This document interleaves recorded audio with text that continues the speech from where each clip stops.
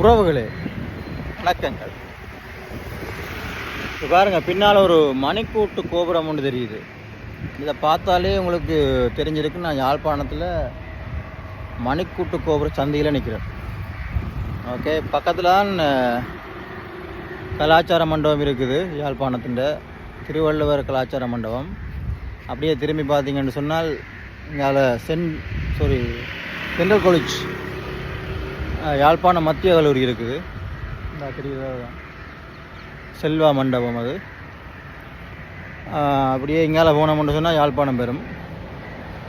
வானம் வந்து ஒன்று இருக்குது, அங்கால பக்கம் போனால் சிங்கர் வானம் வருது. அப்படியே போய் அங்கால போனோம்னு சொன்னால் லைப்ரரி, அதான் தெரியுதா லைப்ரரி. இது கிரவுண்ட், சென்ட்ரல் காலேஜ் கிரவுண்ட். இந்த மணிக்கூட்டு கோபுரத்தை சுற்றி ஒரு 3 சிலை வச்சுருக்குறாங்க, மன்னர்கள் சிலை. இங்கே பாருங்கள், பண்டார வன்னியன் சிலை.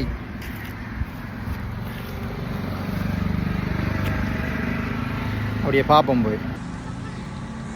ரைட், பண்டார வன்னியன் யாழ் மாநகர சபை முதல்வர் பத்மராஜா அவர்கள் முன்னிலையில்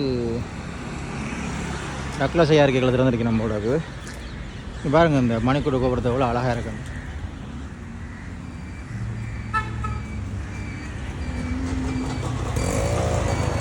அப்படி அங்கால இன்னும் ஒரு மன்னன் சிலை.